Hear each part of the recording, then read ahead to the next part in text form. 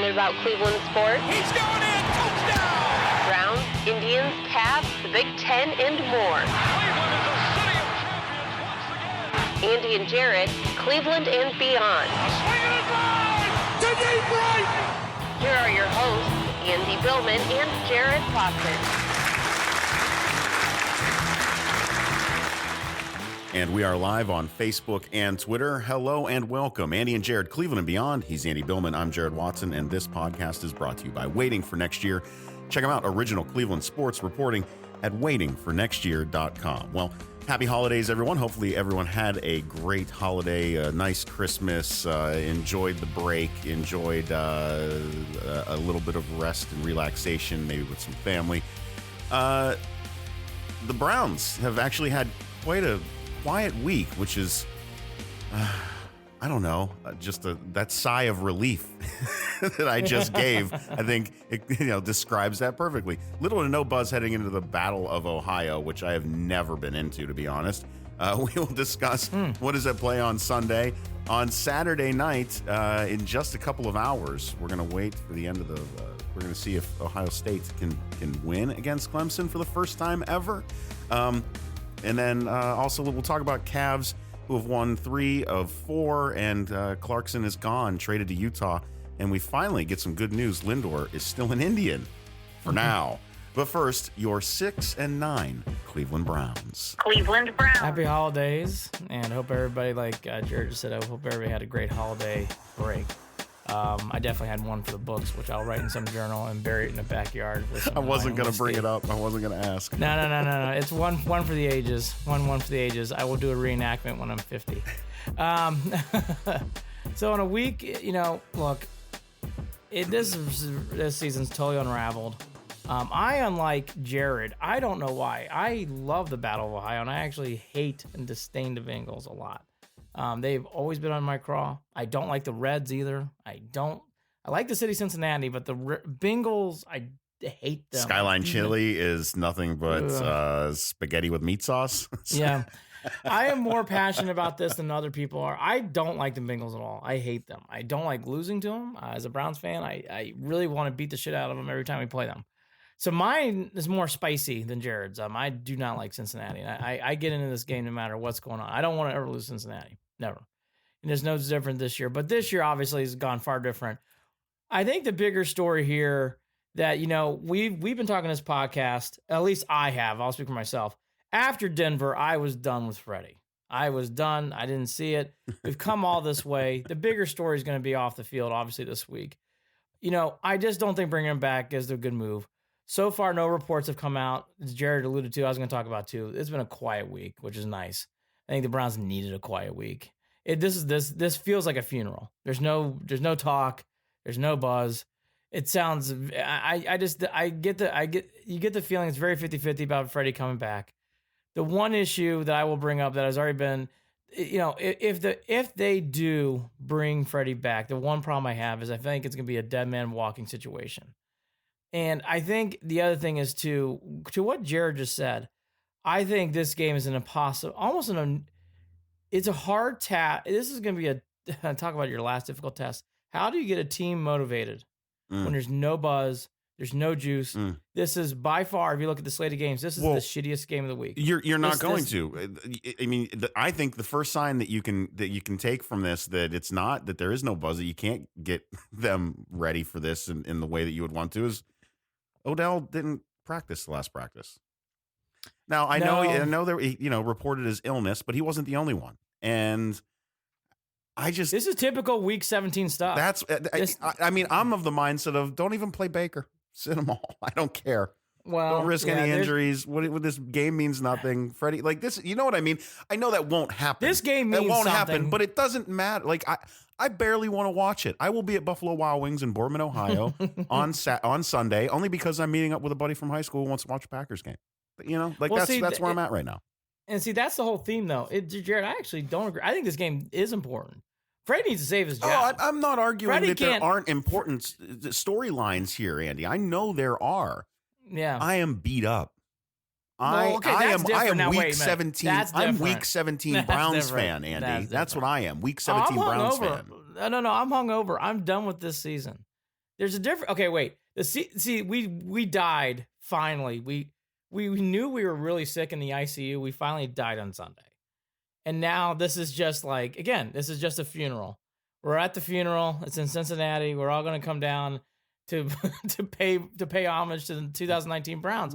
There's no energy. This is why it's a weird game. But this game, I think there's some players there's some importance. I think it's an important game for Hodge. I think it's an important game for Taki. I think there's some guys in this team who need to prove where are they going moving forward. Because there's some guys in this team where I think it's a big game for Seals Jones Jr. I think it's a big game for Ratley. I think it's a big, if Olivier Vernon, which by the way is like he's going to play, I think it's an important game for him. And I can't believe I'm saying this. Here's the game where maybe Hilliard should play. Let's see what this. I mean, well, let's if give he's him like feeling any better, yeah, exactly. I mean, he's probably not. Well, gonna play and I will say this too. I mean, there is something to take away from the fact that this is the first time in how long that you've had a Browns quarterback finish a season. 16 for 16, yeah. And there's a lot of things in this game. And again, that's why I let off the way I did. It's an impossible game for Kitchens. And I actually can't believe I say this, for how much I don't want him to come back.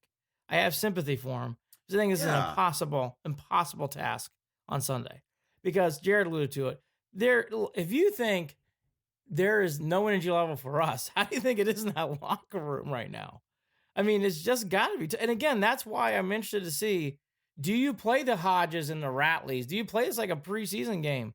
Because you might as well get some other kids in there to show off. By the way, it's a big game for our guy, Nick Chubb. Chubb has got a chance to win the rushing title in this game. So it's a big game for him, too. So, like, there's a lot of things. But he doesn't even care about that. No, he doesn't. No, he doesn't. And by the way, God bless him. He doesn't care. He doesn't care about it, which is why I love him. Yeah. Here's the latest rumor that I saw from Al Breer. Doesn't sound like Haslam has his mind made up, but it also sounds like there's a lot of internal frustration. It's the same story. Breer's kind of repeated what Grossie's been saying. I've heard others been saying. They really want to keep Freddie, but they have the same problem I do. Why are we bringing him back? And that answer has not been solved yet. And I know I've been beating this horse throughout the last couple of podcasts, but I'll beat it again. Why do we bring him back? I don't know. I don't see the reason why I bring him back. Andy, the only argument to bring him back. The same one. The only argument to bring him back relies on the inexperience that he came in with. There is literally nothing else that you can talk. You can't, because you can't say, oh God, what did he say yesterday in the press conference? We're really close, something like that. Another to the effect of, just the same. And the fact that, let's talk about this. Why? This is another catch, because why would he give play calling over to Monken for this game? Why would he really?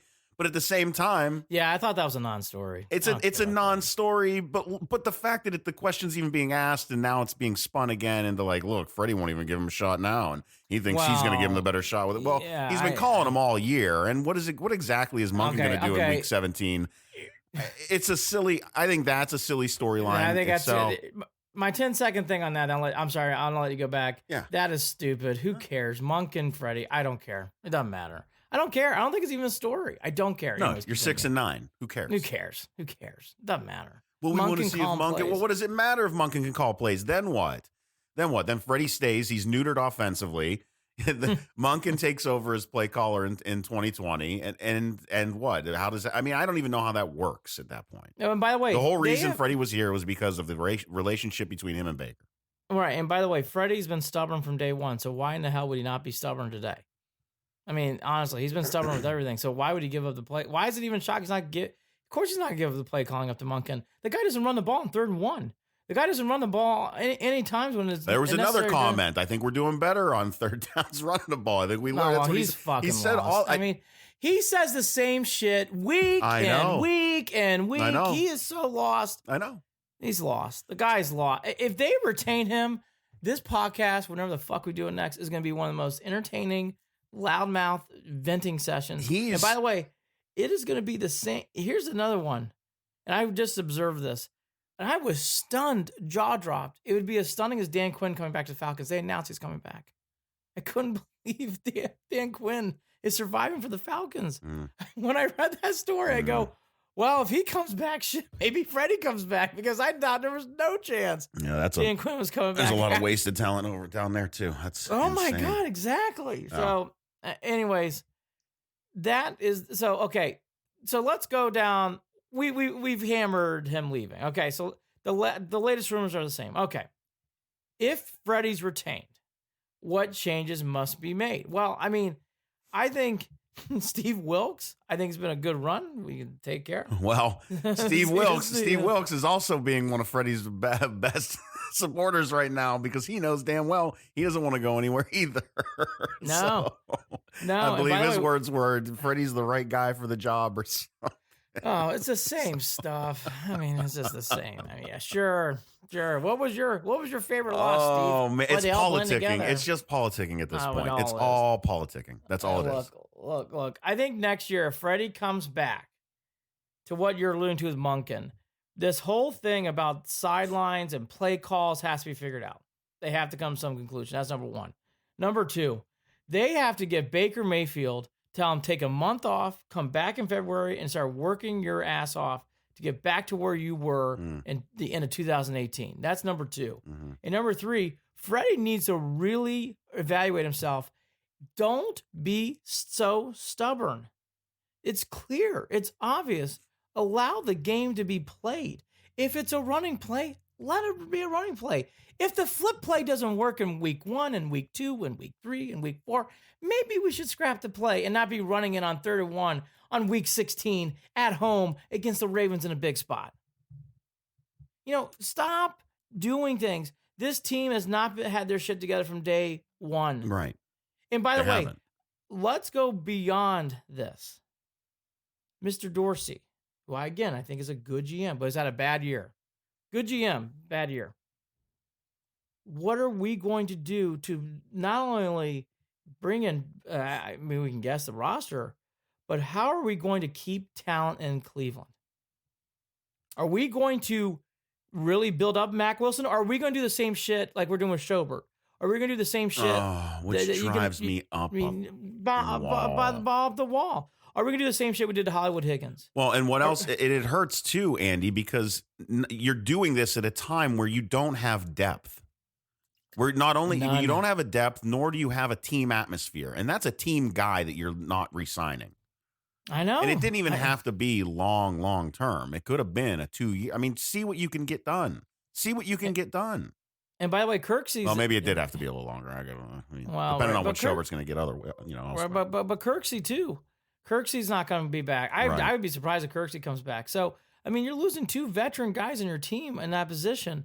And you're going... And again, I've been happy with Mac Wilson. I think he's a good player in pass protection. I think he's got some things he's got to work on in the run. Right. Taki, I'll be honest with you, I need to see a little more, but nothing yet. Nothing really... I don't know. No, nothing that catches your eye. Well, here's the question I have. What do you think is Demarius Randall's not here next year, right? Gone. Can't see any reason. I don't even know that there's a reason. He checked out terribly. Yeah, he had a bad year. He was a big team leader, and something happened. What was the game? The Pittsburgh. Boy, that was a kind of a hidden thing because of the Myles Garrett situation. Randall really, after the incident in the Steelers game at home on Thursday nights, checked out. He has not been the same player. I got to be honest with you. I've been disappointed in Randall in the last few games. That's what I mean. Game. Yeah. He's been disappointing. To be honest with you, Richardson's been the one guy. I like Richardson a lot. I called his name a lot last year. I called his name in the first 6-7 games. Larry Ogunjobi, I haven't seen much. I haven't seen much from him. Olivier Vernon, boy, I hyped the hell out of him. Where is? I mean, I know he's injured. That's been a big injury. Chad Thomas has been a pleasant surprise, I would call it. Yes, correct. Pleasant surprise. I liked what I've seen out of him. And Denzel Ward has looked a lot better this season coming back. People are overreacting to him. He's had not a bad year. No, he hasn't had a bad year. He's nice. He's come back nicely. And we'll see what he can do next season. That's where I'm at with that. Yeah, the other guy is Greedy. Like, that's the guy if you want to be like, hey, like, what the hell? Greedy, I don't know what to tell you. I have... Greedy's been kind of a shit show. I have the same thoughts for Greedy and for Taki. Need to see more. I'll be fair. Need to see more. Greedy's got to learn how to But- look for the ball. I got to be honest with you, Jared. I think Greedy needs to learn how to play pro football. He's had a lot of situations on the field where he looks lost. Oh, very lost. Very, lost. very lost. I mean, has had situations where you can just tell he's like, oh, thank God that fucking ball didn't get caught because I didn't no clue what was going on in this play. He just looked like a rookie at times. There's a lot to do on defense. And then on offense, okay, I think you got your guards, and Teller's been playing. I would be you might want to draft a center next year because I think our center's on his last legs. I think he's played very admirably. I think he's been very beat up, and I think you got to be cautious about him. Yeah. You don't have any tackles. You don't have. I have seen enough of Hubbard, and there's no way they're bringing back Robinson. Well, they will shore up the offensive line. That's almost a guarantee at this point. You have to think. You have to think. I mean, and again, though, this goes back to the thing we brought up earlier. That's why if you let go of Beckham and you trade Landry and all that shit, it's like you have so many other holes we just mentioned on this team. What are you actually even going to do? Yeah. What are you going to do? You can't. I mean, that's what last season was. That's what it was. Gathering these players and getting this thing together. That's right. And we knew at that point that, you know what, even though they've got these guys and they got this young talent, that they're going to be lacking depth, and now you can build onto that. But I think you're shooting yourself in the foot when you're letting people like Schobert walk. Yeah. God bless. You need locker room guys, especially right now. That's how you develop the culture. That's how you get the carryover from season to season. That's how you build the cohesiveness with those guys on either side of the ball. Yes, exactly. And Kirksey's going to be gone too. I mean, I actually understand the Kirksey thing, and I love him, but he's been injured. I mean, I get Kirksey because Kirksey's had a couple run now. Like, I just don't know if he's healthy, and I get that. Schobert, to me, I'm so on board with you about Schobert. I don't understand it. I would bring back Schobert. You can't. I would be very wary about Wilson and Taki being your linebackers next year. I don't know. It's asking a lot out of kids that I've seen some good things out of Wilson, and Taki's been leaking oil at times. But again, he's a rookie, so I don't want to be too harsh. Right. I mean, sometimes you got to learn in your position. And that's why I'm giving Greedy Williams a pass for this only reason. He's a rookie.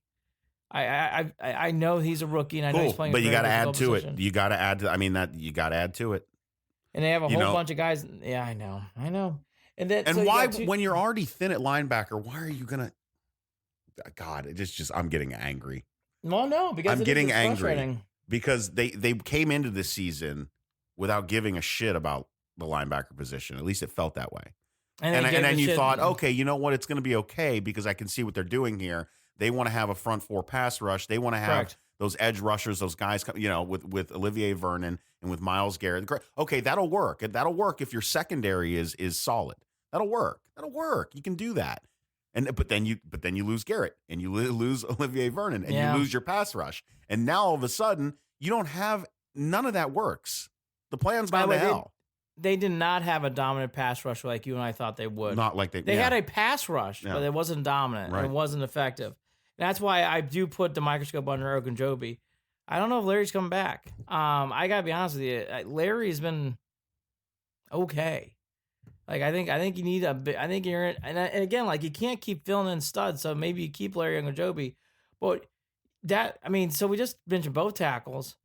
I really do think Olivier Vernon's been a problem. So I think you're gonna have to get another pass rusher somehow. Not reliable. Your linebackers I think are a mess outside of Wilson because it sounds like you're not keeping anybody outside of that. I think you're gonna need some more safeties because it sounds like we're getting rid of every safety on this team except for Redwine. And then you go, okay, then we go to the captain obvious position on offense, the two tackles, and then we go to our favorite position, tight end. We don't have a tight end on this team. Njoku's gone, thank God. I didn't like him, so that's no big deal. But the other guys in this team that you do really wonder about, and I've been critical of him, but I think it's a big game for him.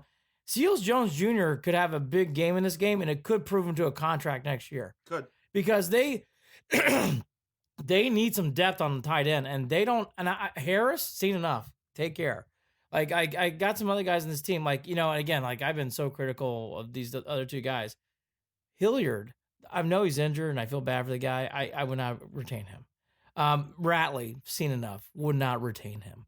Like there's just been some guys in this team now. Where I'm like I've seen this, but boy, tight end. If there was ever a Super Bowl type of roster moment, I think Seals Jones, if he has a big game and plays well, Jared, I think he's going to earn a way to come back on his team next year and get a good contract. because the Browns need some sort of tight end. They need something. Something. Can you imagine if Seals Jones plays crappy and they don't keep Seals Jones? I mean, that's another position you're starting red. All of this entire season, in my eyes, comes down to one word, and something that we've seen the Browns leadership try to do in the past: cute. We try to be cute in the guys that we sign. We try to be cute with the play calling. We try to be cute with trying to be smarter than the game. We try to be cute. Like cute. Stop being cute. Quit trying to be cute. Win. No, I don't give a shit about style points. I want to win. I don't care if we score 40 points or 10. I don't care if we only score 20 points and win. I don't care if we win 3-0. Oh, and that's one of the reasons why I didn't bitch as much when they did win ugly games. Oh, I couldn't. I wasn't a big fan of the complaining about, but you could see the cracks. Here's the thing. You could see why they weren't close to having it all together, as Freddie has said for 17 weeks. Oh, he talks like he's coaching a different team. Like he says things where it's like, again. All right, I'll say this one last time. I have to. It's an unbelievable statement. He didn't mind the 3rd-and-1 call against the Ravens, and if that pass was incomplete by Hunt, his comment was, "Well, we'll just go for it on 4th-and-1 from our own inside the 30." I mean, folks, you can't make this shit up. That's so stupid. I mean, that is the kind of thing where it's like, that is the kind of, could you anyways. So let me ask you another question that I was going to ask for us to talk about today. If Freddie's retained and you and I just went about the roster, what are the expectations for 2020? I think he's going to have to make the playoffs. And I'll be honest with you. I think Freddie's in quicksand. Andy, quicksand. I got to be honest. I don't have expectations at this point. Oh no, well, none of us do. But I don't know how I could have expectations with what we're looking at. No, it's true. I'll never. Oh God, here we go. I will never get hyped as much as I did for the Browns this season ever again. Will not happen. Won't. No, won't. I should have known better. Well, to your point, our expectations are different. But if they retain Freddie, I think the Browns' expectations are going to be very high. I think they're going to tell him you need to go 10-6, make the playoffs. Oh, has to be. Yes. Yes. Yes. Well, there's nothing else. Are you telling me that 8-8? Well, he's improved off of 6 That's and 10. my whole point. See, this is my whole point about Freddie. How can you bring him back? It just doesn't make sense. You can't bring him back. Anyways, the argument to bring him back is going to be that there have been plenty of coaches that have started out with a team and had records like this. The problem seems to be it's not. I don't know that Freddie's got a grasp on all this, especially like we talked about. The one that stands out to me, Andy, is the whole part of him having conversations with guys with his back to the field while the defense while his defense is getting shredded, right? Like, what am I going to say? I don't have anything. And by the way, that's not the only game this has happened. I mean, that wasn't just the Ravens game. Well, it's funny. I bring it up because it's something that I didn't really pay attention to throughout the season until you had mentioned it. I'm like, you know what? He does do that. Oh no, he does it throughout every game. Like, what is he doing? Because he buddies too much with some of these guys, I think. He has no grasp of the game. None. Zero. And I by the way, that will not change. I will guarantee you that won't change. That's why you cannot bring him back. In fact, I think if you bring Freddie Kitchens back, and he'll be the leadoff, it's going to be worse than 6 and 10. No, the only way that I think that he could change is if there was a camera that was on the sideline on him every game, the entire game, and if he sat down and he watched the tape of himself and was introspective enough to understand the stupidity of what he was doing while sitting next to a coach who has been doing it for a long time. And I don't think any of that is going to happen. No. I don't. No. I don't. Last question on Kitchens, and we'll get to the other things. Who is... And I've had a hard time answering this. I don't know who his supporters are on the team. Forgetting coaches, players. I think Baker Kind of. I think Baker's kind of lost that edge with him. It's been quiet. Quiet. I don't think he's got supporters. And I will say that in front of the cameras, in front of the microphone, the guys have said the right things for the most part. Right. But there have been some other guys who have clearly not been happy. There have been guys that have been benched that, like what happened with Higgins and him? What happened? Because I think Randall got into it with him too. I might be wrong on that, so don't quote me. But there have been guys that have behind the scenes gotten into it with Freddie. At least the rumors are there, and that have been benched. Well, how about this too? Before the incident, Myles Garrett and Freddie were not exactly buddy-buddy. Freddie always made a point, and it's all, Jets game was an example. Even though Myles played a great game, Myles did have a very bad penalty in that game. And Freddie harped on that more than his play on the field and what the other plays. I thought he was very, very hard on Myles Garrett. I just think Freddie, the reason why I asked this question is Baker was his big supporter. I don't think Baker's supporting Freddie right now. I don't. I thought for the first time I felt it this week, and I felt it to what you said is quietness, but also I'm saying, hey, he made a comment. They got to do what they got to do. And when you hear those kind of comments, I think I think the writing is on the wall. I do think Freddie's gonna get fired. I think the writing is on the wall big time. I think it's a dead man walking. I just don't know what they're gonna do. Well, that's for another podcast. But I'll tell you this: they have to really. And okay, I was gonna say this for the end, but I'm gonna move it up in a timeline. This is the biggest thing I'm also going to harp on with the Browns. And this not just goes on the field. It goes off the field. I'm ready for this organization to move forward as an organization. I don't want to hear about there's the analytics staff, then there's a personnel staff, and there's a Haslam. No. We are the Cleveland Browns. We make decisions as one. We do as one. You don't hear about, there's the Kraft camp, then there's the Belichick camp. No. We're the Cleveland Browns. We make decisions as one. I don't want to hear about fucking analytics making no votes. Factions. We don't need factions. I'm tired of this. It's not just on the field. It's off the field. I don't want to hear, does analytics have a say? You know what? The Browns make the decision as a team. I don't give a fuck who makes the next hire. Make the best hire possible. Yeah. Do it for the best of the team. Best for the city. Again, and how has that always happened? Getting cute. Getting cute and be like, always trying to get cute. I made the hire. I made the hire. Your hires fucking suck. Make the hire that's best for the organization. If you do that, you'll get good results. If it comes down to I voted for him. I don't like. She said this, and no, it's a bona fide unit. I don't care. And here's another thing. I don't give a shit. Because this was such a misfire, I get it. If Dorsey has to give in to Haslam, to analytics, I actually can say I get it. We've all had work situations when you've had a big thud on a project or a program, whatever. When you come in that meeting, well, I can't just be demanding to run the ship again. God, that last decision I made was terrible. Right. So for people to be like, well, it's all Dorsey's call. Well, maybe not. And that's okay. Make the best decision as a group collectively and work together. God damn it. Go to some fucking retreat and do yoga or whatever it takes and make the proper move going forward. I just don't want to hear Jared. If you knew this drove me crazy back in January.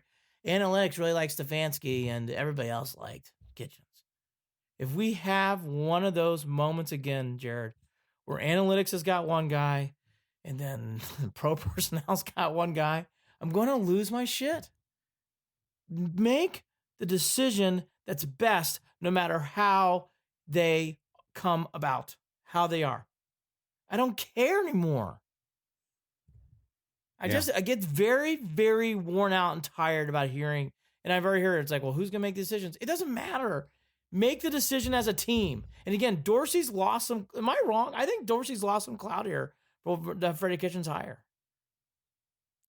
I mean, it's a big miss. This is a big miss. Huge. It all depends on where Jimmy was and on all that, I think. Yeah, I agree. I think Jimmy and D are going to weigh in big time on this next I one. think if Jimmy and D were on, I think you'll be able to tell whether they were on board with it or not. Yeah. When this next thing goes down. Do you know what I mean? Where I think they were on board. I don't think that Dorsey had them sold. I think they were in lockstep with Dorsey. You're right. But analytics came in with Stefanski. Right. I don't want that anymore. What I want is we like these people because not just this is analytical minded, and Dorsey likes Freddie. And by the way, I agree with you. I think D and Jimmy like, which is good for Dorsey. It's good for John. Good for Dorsey. But I don't want this next one to be like, well, Jimmy and D lean more towards analytics. No. It's about what's best. It's about what is the best decision. There can't be, the Browns have not done this right since they moved back. Actually, Butch Davis, I thought that Butch Davis was the right hire. Everything that this organization's got to do is got to be done for what is best for the team. Right. It doesn't matter if it's a special teams coordinator. It doesn't matter if it's a college coach. It doesn't matter if it's someone who's retired and is coming back. You can't have the factions coming in, exactly. going against each other. Exactly. And you know what? There's some owners that like that. There's some people in the business world that like that. That like pitting groups of people against each other. You're right. I got to be honest, I've never liked that. They think that they're getting the, whatever the competitive juices going or what. No, you're creating factions, you're creating infighting, you're creating instability, you're creating distrust of people that sit in an office next to you, and the walls that divide you are your battle lines, and you don't need any of that. You don't need any of that. The Browns certainly don't need any of that. But that's what that is. That's what that does. When all these different factions come in and throw their own opinions into that, instead of being one cohesive unit, that's been a problem. That has been a problem. It's been a huge problem. Years. It's a huge problem. And I'm going to bring it up is if I hear, I can already, Jared, I can already see it's going down that road. Yep. And it's not, and if it does, it's like, why are we, you guys can't even get off the starting blocks right. Well, it's a Cleveland Browns decision. It's a Cleveland Browns decision. No matter who pulls the trigger, no matter who cares. Again, doesn't fucking matter. Hire the best coach, the best person to lead the team. Yep. And to your point, I love different opinions who can collaborate, not fraction. That exactly. And this team does not collaborate at all. Hasn't collaborated in 10 years. That's why the Browns have 10 consecutive losing seasons in this decade. What a fucking shitty goddamn decade this has been. Well, it's all fucking believable. Well, it's all gone in 3 days. So thank fucking God. Turn the goddamn page and burn the wash book. our hands of it. Seriously, boil your hands in water and tell everyone that this press was reset. Start over. Gee, yeah, reset hard. Like God, like. Okay, so I think we did that. I was going to say that more towards the end, but we did that now, which is good. Okay, now to on the field, and I do want to talk about this quickly, then we'll move to the game. If you are on the field and in the locker room right now, and you had to go in there, I would think right now, again, even with Baker being the quarterback and everything that's going on, I think the leader of this team is Jarvis Landry, and I think a quick second is actually Beckham. And then Baker. And I don't think it causes, it's weird, I don't think it causes friction in the locker room. I think everybody gets along. Well, no, I don't get that vibe that people hate each other, actually. They don't. I don't feel that way either. I think that, and now here's a theory. Okay. Here's something. So you know the bond between Freddie and Baker that they had coming into the season. Yeah, right? by big time. We all saw it. And you know that Baker, took a leadership role that and has faded out of that, and where we've seen more Jarvis Landry and Odell and heard their voices a little bit more prominently. And I'm wondering if going back to Freddie, if that's the problem there. Oh, yeah. And that if Freddie's gone, that'll make it easier for Baker and Odell and Landry to link up and kind of take hold of it all together, as opposed to Baker wanting to go with them, but he's also got that loyalty still to Freddie that he feels like he'd be stabbing him in the back a little bit. And I know this is like high school drama shit way of describing it. But we're here. But that's probably what it is. We're in high school drama shit. They don't need to be pals. They need to be more colleagues. I think the Browns are pally in the locker room. That's the nice thing I see about this team. Even though I think there's a division of leadership, I don't think it's causing friction. I really don't. I think everybody gets along in the locker room. I can tell. Yeah. Even Myles Garrett doesn't take the leadership role on defense when he's in the locker room. But again, it doesn't cause friction on his team. You can tell. Yeah, and you don't want to lose that. So maybe it comes down to Freddie because the players have not turned against one another. Baker needs to be coached. Baker needs some tough love, and Baker needs to really get in there. Now, this is the last thing I was going to lead on. I do think, and I know people think I'm crazy, I think it's a big game for Baker. I think it would mean a lot for Baker to go for 300 yards, have 3 touchdowns, and leave the year on a positive. He actually could really use that in this game, Jared. This guy could really use some breath of hope. Because I'll tell you, he will not be set up for success for that to happen because of the way that Freddie calls the games. By the way, that's different. Not going to happen. By the way, you're right. I don't want to take away from what you just said because you're absolutely correct. But it's a big game for Baker. He could use a big game. He could use a breath of positivity. By the way, everything that Mr. Watson just said is absolutely correct. It doesn't set up well because this is a team that doesn't do that. Now, last point, let's get to the game real quick, then we'll move on. The one other player in this team that needs to start being hyped around this is Nick Chubb. Nick Chubb needs to get a bigger leadership role in this team. Nick Chubb needs to be felt in the locker room. I think Nick Chubb is felt on the field, but then whatever happens, Freddie coming back or not, someone needs to be like, hey, 24 needs to get the ball at least 20 to 25 times a game. Folks, sometimes in the game, Nick Chubb only carries the ball 15 times. He's gonna lead the league in rushing. It's like a fucking virus. It's like you can't give him the ball enough.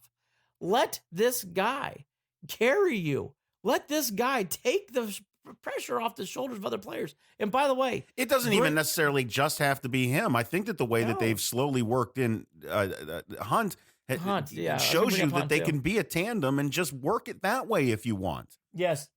But you have to run the ball. You've got to do it at the right moments, at the right times. Oh, my God. I mean, yes. Run the ball when you're supposed to. And by the way, the next time you're in the goal line and you try to run a bunch set, spread it out. Again, we talk like till I'm blue in the face. You're not doing it correctly. You're not setting them up for success and doing what works for them.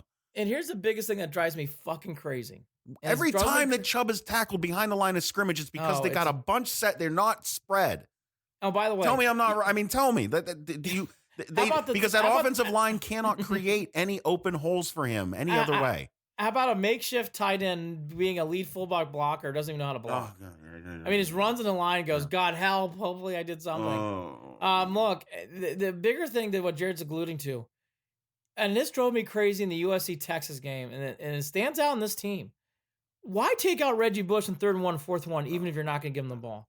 Why take out Nick Chubb on big plays if you're not? You need them to be on the field. They will create a distraction at the very least. Jesus Christ. It's like, I'm going to talk about that all off season. I want to see Nick Chubb more in the game. Nobody's sitting there again. Here we go again. Cute. We're being cute. Oh my God. Take them off the field. Oh, they won't know what we're about to do. Oh, Do you know what they're saying? Do you know what the other team's saying? What are they, idiots? Thank God. He's not in the game. Exactly. We can cross that play call off. Jesus. Okay. Big game for Baker, in my opinion, in this game. We talked about the off the field stuff. We talked about the on the field stuff. It is the Battle of Ohio, the Paul Brown Bowl.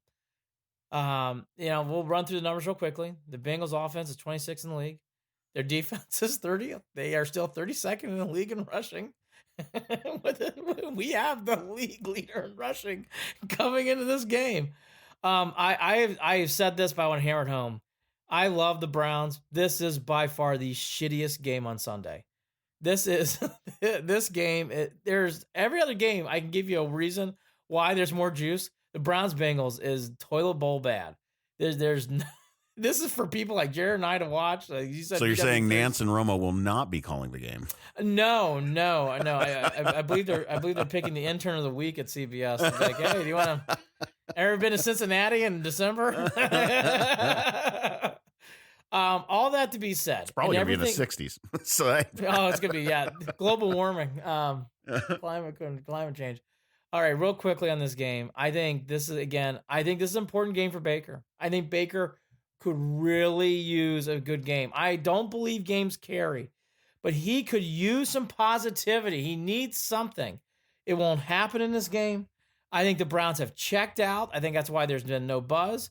I think there's a blowout alert on in this game. I can't believe I'm saying that. The Bengals are that bad. I think the Bengals are going to win, though, by 7 points. Give 20-13, something like that. Nick Chubb will barely win the rushing title. It'll be like a virus that they have to give him the ball in this game. I just think the Browns have checked out. I have seen no emotion, no buzz from this game. I think everybody's gotten their death sentences. I think everybody's ready for the season to end. I think at times it's going to get ugly and dirty. I hope I'm wrong. I have got to hope I'm wrong, but I think this is going to be a bad game. I don't think either team is going to give a shit, and I'm going to say 13-10 coin flip to who has 13 and who has 10. Don't be surprised if Andy Dalton plays with some zip, because he's playing for a contract. He's playing for a contract. So we'll probably throw a few interceptions. Thank you. Oh yeah. Pick six. I mean, you know what I mean? Like that's where we're at. Oh, right and now. by the way, this is the big warning in this game. If they don't stop Mixon and Jarid in this game early, watch out. Yeah. Those two guys tore us up last game, and they got really pushed back aside. Those two guys owned us. The Bengals running game torched the Browns last time. If Zach Taylor, who has a little bit of Freddie Kitchens in him, if he just hands the ball off, I think the Browns are in big trouble. So I don't think the Browns have got anything to stop those two all day long. The NFL slate is nothing exciting when it comes to playoffs outside if you're wondering who's going to make it between the Titans and the Steelers. Who gives a fuck? We hate both those teams, I would say. The Titans always remind me of the Oilers, and I hate the Oilers, so I don't like the Titans. I don't like the Titans at all. Yep. I hate the Steelers more, so I guess the Titans can go, but I hope gives a shit as long as one of them, as long as the other one. Listen, as long as the one who makes it loses in the playoffs, I don't care. Yeah. The game with the juice is the Niners Seahawks. That's at 8:20 NBC. Yeah. I will watch that game. The other games that kind of keep your eye on is Texans Titans. That's at 4:25. That will be the Romo game. Ravens are just playing for window dressing against the Steelers. It'd be interesting to see how the Ravens play in that game. They don't really have a reason to play. They got home field locked up. I don't think there's gonna be much of an effort there. Can RG3 finish that game? Yeah, right. I mean, I'm serious about that. No, you're right. Now let's bring up some reminders. Carolina Panthers are gonna have a head coaching vacancy. Mm-hmm. Unless something stunning happens, I don't think Pat Shurmur is coming back to the Giants. So I think you're gonna see a head coach opening there. The Redskins have a head coach opening. What other teams am I missing right now that come to mind real quickly? Jacksonville sounds like they're bringing back Marone, which is weird because they fired Coughlin, but they're going to bring back Marone. The Lions have bringing back Patricia, which is weird. He's had a weird year. But they're bringing him back. And again, the Falcons, boy, I would have lost my house. Dan Quinn's coming back. Unbelievable. That team is underperforming and they're bringing him back. Okay. So at least, there's not a lot of job openings as much as I once thought, Jared. Well, I mean, is Dallas going to open up? Yes, if they lose. Win or lose. And by the way, it would be a big win. Okay, good. I'm glad you brought this up. I was going to forget it. It would be great to see the Cowboys make the playoffs. If you really want Urban Meyer. Yeah. That gives you another week of buffer to get him in the door. Yep. It gives you another week of buffer because Garrett's gone after. So speaking of cute, is getting Urban Meyer, is that being cute? No, I think he can do it. Do you think he can? I think it feels a little cute. I don't love the hire, but I like it. Okay. That's my, I don't love it. I can't say I love it. I like it. Like beeline to the Cavs. I love that hire. Well, I just mean bringing in a guy that can help coach and teach these young guys and get them to play. I just think Urban Meyer, he has a lot of Cleveland blood in him. He has a lot of Paul Brown in him. I think he would take this job very seriously. I think he would really, really give it full effort. But there's one thing I know: he'd run the fucking ball. Oh my gosh, I would have no problem doing that. Right? Here's the thing, though, that we ought to be cautious about: is it Jimmy Johnson? where you win 2 Super Bowls? Or is it Nick Saban? Or, is it Steve Spurrier? Is it these guys who came in the league and didn't work? Is it Chip Kelly? I don't know.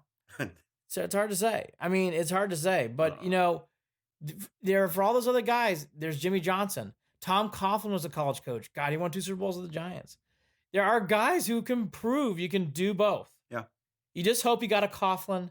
You just hope you got Jimmy Johnson. And that's why I'm saying I like it. I like it. There's proof out there college coaches can do this.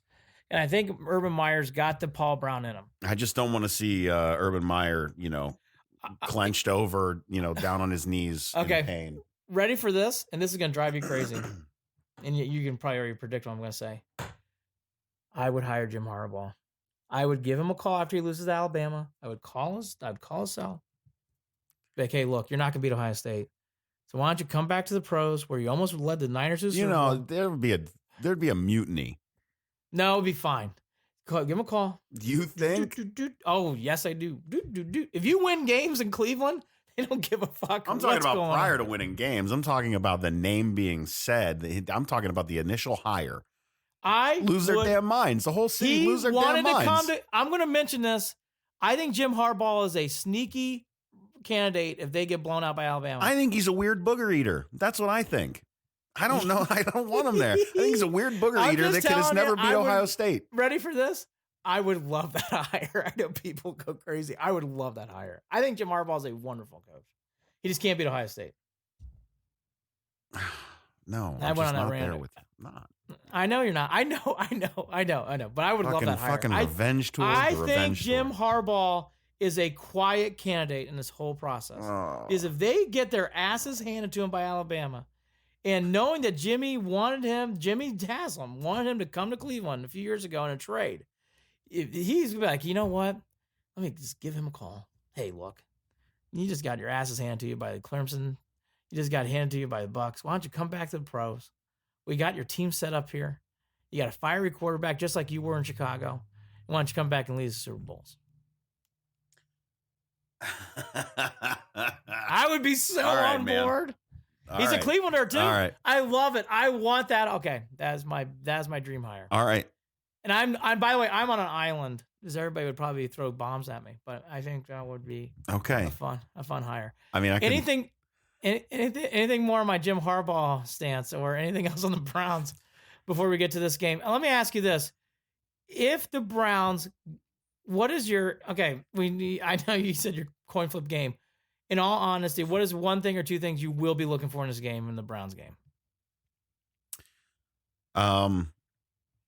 Turnovers and big plays.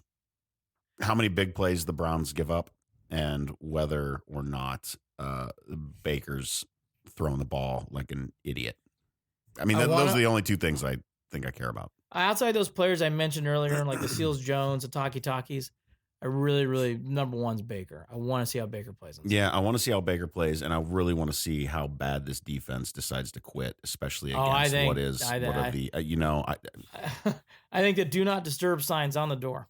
That's just a damn shame. I hope I'm wrong. I hope I That's am a damn wrong. Shame if it's going to be like that. And by the way, if that is true, and from what I saw in the last game, Mixon's going to have a career day. Because no one will tackle.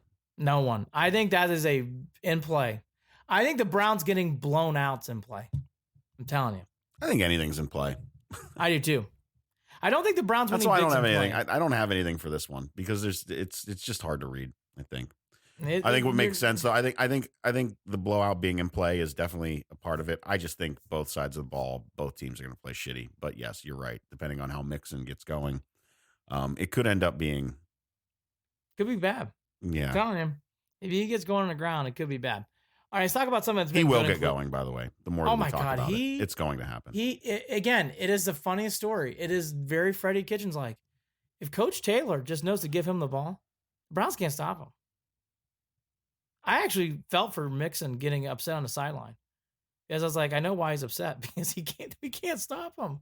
And they're not giving him the ball enough. Anyways, that's their problem, not ours. Yeah, well, I mean, that's the thing. They made that mistake last time.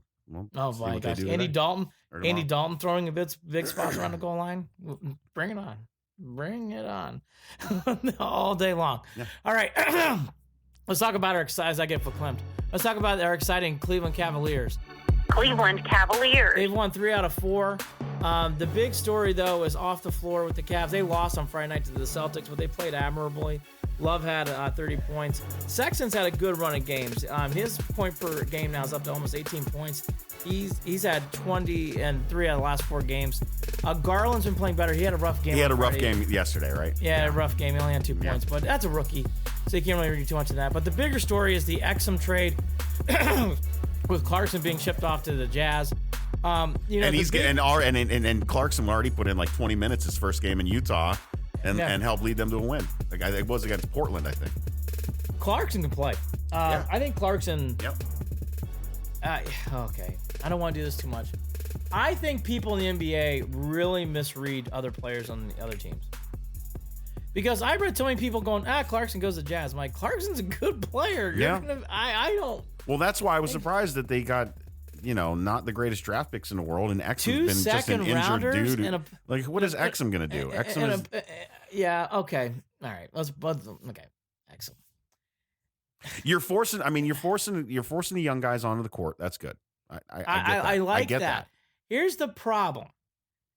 Exum's one of these things where it's like you didn't open up new spots. Exum just replaces Clarkson.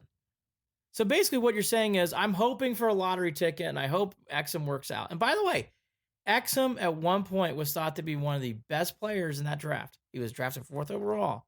And if he didn't have that leg injury and the FIFA thing, they thought he was going to have an excellent career. He has not recovered from that. Played for Australia. He's an Australian. He has never recovered from that leg injury. By the way, he plays defense. That is a godsend on this team. So that would be good to see, right? Didn't matter last night. They still scored 120 plus points. But it was all to be said. Yeah, the Celtics is kind of figured out there. Yeah, kind of figured out. So yeah. So to your point, I did not love this trade or like it. I thought it was okay.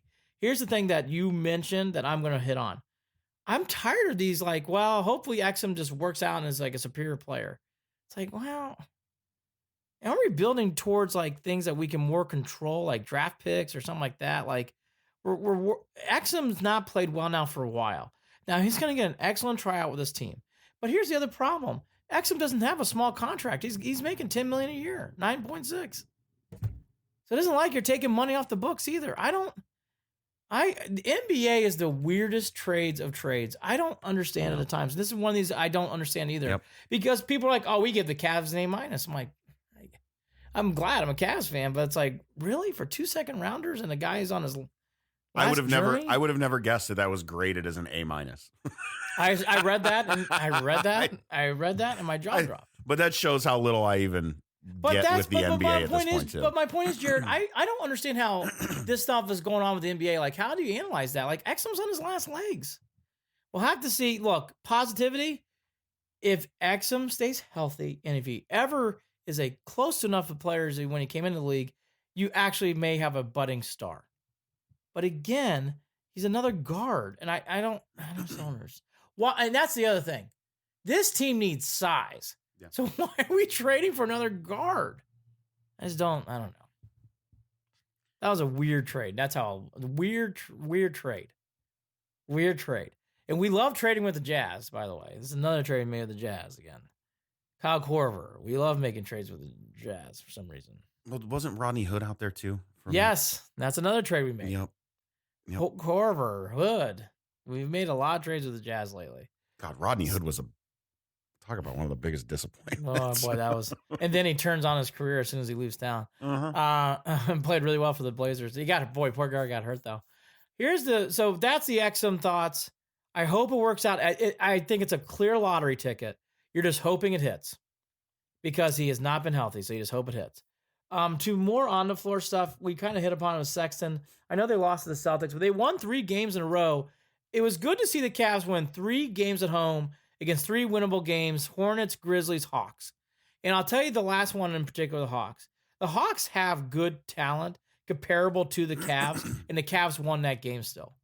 It says a lot. I think people need to remember the bigger picture. Trae Young's, he stinks defensively. Trae Young offensively is really a wonderful player, and he had a good game, and the Cavs still won. That is a good sign. It means some of these things are working. And I just think there's more, the more and more I watch the Cavs, Jared, I actually think in a weird way, this team's going to, even though I think the record's about one on par, we thought. 20, 25 wins. I think that's what you're looking at. Probably 25 on the high, on the low, unless they get, I think the low is more like 20. They're at 9 right now. Well, yeah, and we're getting to the point now, Andy, where the wins might be tougher to come by because you're talking about a young team and young guys who have not played a long NBA season yet. These are guys where if they were playing college basketball, their seasons would be wrapping up right now. They have barely touched the Mississippi River, to your point. They have not gone way out west. Like where you play the Clippers and Lakers in 2 nights. Like that kind of stuff, which is coming. Right. Which is coming. Right. It's that fun Staples Center trip for people who watch that game on Christmas. But anyways, I do see a lot of I know the Cavs aren't talked about and they're buried, and I get it. The Cavs are still doing good things. I thought they've had a good couple weeks. They've had a good restart here. I think they've done some nice things. The only thing, again, that I think it needs to be just rumored, I've been checking everywhere. The Kevin Love rumors have really died down a lot, and I've seen nothing on Tristan Thompson either. Nothing. So there's no rumors about either. Now, it doesn't mean those guys aren't going to be traded, but Jared, I've been surprised. Everybody and their mother thought Love would be traded before Christmas, and it hasn't happened. He's still here. I know, I thought. We all did. Wojnarowski, everybody's kind of referencing it. He's not going to be here for long. I bring it up as we said this last year. Oh, Love will be gone. Love will be gone. We keep hearing Love will be gone. He's still here. It'll be interesting to see Jared. I'm glad he is. I am too. I just wonder, is he going to survive this and keep on the team? I think it's interesting. I just don't. Everybody keeps saying. With Andy, they've talked about this, and I know that you say one thing and then things change, but they signed him. They wanted him long term. He said he wanted to be here long term. I think it's great. We can't forget that. We can't. No, forget that. I'm with you, dude. You and I are on the Kevin Love bandwagon. I'm with you. Keep Kevin Love. I think it's good. By the way, I would be renegotiating with Tristan now because the money's going to be coming down off this China fiasco that happened. Was going on with the players. You're going to lose some money with not that funding coming in. I would renegotiate with Tristan now to keep him around too. Yeah, why not? And again, because you don't have picks. You don't have any. No, and by the way, size-wise, if you're going to trade for players, and there isn't anyone out there that's going to fill those spots right now. No, and by the way, if you're going to trade for players, front court, big guys, 6'9" and above. Cavs need tall, strong, big guys. Exum, another guard. I mean, man, we've done this. Like we need big dudes. All right. Big dudes. I will say this. Okay, last thought on the Cavs. This is the first time I really got disappointed a little bit in Kobe. I thought it was a little bit of a flat trade. I just didn't. Now I'm going to talk about this more. I just don't understand why on a team that doesn't have good front court outside Thompson and Love. Like, why are we going after more tall guys? I don't get it. I don't know. I think it's weird. Another guard? Don't we have guards? We're guard heavy. By the way, I think Garland's going to be a star. Sexton, I think, is going to be a good, steady pro. I think Garland, if Garland keeps growing like this, and by the way, people forget, he didn't play last year. He was injured for Vanderbilt. Right. So this is his first year back just playing. Right. Give this time. I think Garland could be a star. I really do. I'm seeing some things in Garland. It's like, wow. Like, oh, and Kevin Porter Jr. is good. I was wrong about him. That kid, it's good. There's some good parts on this team. And by the way, Freddie Kitchens doesn't coach a team. It's good. Another Michigan man. Let's transition fast to the Indians. Cleveland Indians. Nothing on Lindor. I looked again this morning. I saw nothing. The biggest rumors, if you like rumors, and these are just rumors. Everybody who's a Yankee fan wants Francisco Lindor. Everybody who's a Dodger fan wants Francisco Lindor. Everybody who's a St. Louis Cardinals fan wants Francisco Lindor. Mm-hmm. Those three fan bases are really clamming after him. The only thing that's been reported is with the Dodgers, and that has not changed. I have not seen anything. The Indians put up this press release that they want all their final deals to come in. I guess they've needed some more time over the Hanukkah and Christmas days to digest these deals. But Jared, I think we both said, I think that's falsified. But Lindor's still with the team. Kind of like Kevin Love. He just keeps going. I watched the fans lose their damn minds thinking that he was going to get traded and posting all of these the rumors and all this stuff. And I never bought into any of it. And I don't think either of us did. No. Didn't make sense. Whatever. You want to see what the people are offering. That's fine. Play that game. But Frankie ain't going anywhere, man. They're trying to win a World Series. Somebody it was one of my best friend's fathers. I ran into him Christmas morning at a Starbucks, oddly enough. And when I was running the kids around to go see grandparents, and he argued with me that's it, that they're falling apart. The Indians got nothing. No. And blah, blah, blah, blah. And they're not going to, their pitching rotation. And I said, I don't think you're right at all. I said, they're making a run here. Yes, they are. They're making a run here. You don't see that? No, I don't see it. They've got nothing. What are they going to do? Okay. By the way, I think that's great for the Indians. I don't know how to argue that, but all right. By the way, I think that is great for the Indians. So do I. Just pour cold water. Good. Surprise everybody. Yeah, just let's not do what the Browns did. Yes. Let's just pour cold water. Let's be fickle. Yes. Oh, the mighty Yankees and Cole. We're never going to be able to do it. Oh, Boston's going to be tough again this year. Houston, even though they lost Cole, they're still tough. And they got Brantley. Oh, gosh. The White Sox have gotten so much better. I don't know if we can hang. Were you happy about Puig going to the South Side? I know. That bummed you out. Bummed me out, too. What am I talking about? 19 times to get to see that guy. 19 times. And by the way, the Chi Sox won the season series over the Indians, so that's just another wrinkle onto that problem. I don't want to talk about it. No, it's annoying. It's definitely annoying. All right. We've buried the headline for today, though. The big game is in the desert. Let's wrap up with bowl games in Clemson, Ohio State. You go first, actually, as I could tell you're ready to pop. Well, yeah, I guess I'm going to say this because I'm doing this broadcast from my mother's house, and everyone in the house is up moving around and wanting us to finish the show so that they can be loud in the kitchen, apparently. That's what I'm up against right now, Andy. So don't they know that the show must go on? Oh, I'm getting a dirty look from my mother right now. Anyway. Merry Christmas. Andy says Merry Christmas, Mommy. Listen, they're matched up perfectly. Yep. You're talking about two teams that are almost identical. Lawrence throws the ball, for a little more efficiently than Fields, but we know that Fields is coming into this game about 80 to 85% with his leg right now when he strained that MCL. That's what's been reported. I think that this break has been big for him. He'll still be wearing the brace, but I think he's going to be good. He'll be mobile. That I like. The running game, if the Buckeyes can get the running game going early, that's going to be important. And they have to stop Clemson's run. If they don't stop Clemson's run, that's going to open things up for Lawrence, and it could get ugly. But then there's this. Clemson hasn't played anybody this year, correct? I went down this theory last year at Clemson. Yes. Okay. 2 years in a row. Clemson has not played anybody. A&M. I'd say Texas A&M is your only game you can count. Right, but they've still. I get it.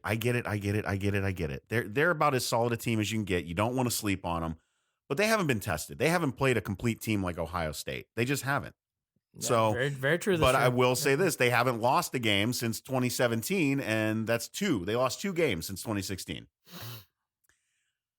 And they blew out Alabama. They haven't given up more than 14 points. I don't think hardly. The only one that was close was the Tar Heel game. Correct. And by the way, Carolina was on, scored a touchdown, and was going for the 2-point conversion to win the game.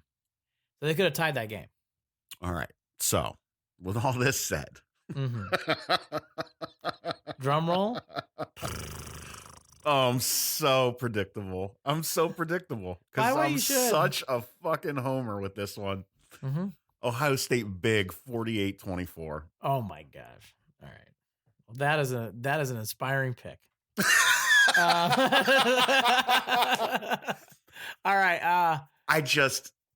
Here's the thing. I just feel the magic, brother. It's just it's magic. By the way, I would too. Oh gosh! I thought Notre Dame was going to be my Clemson words. I don't want to eat my words. I don't want to eat my words. So now I'm on the other side. I was Jared Watson last year. This is Notre Dame's year. I'm feeling it.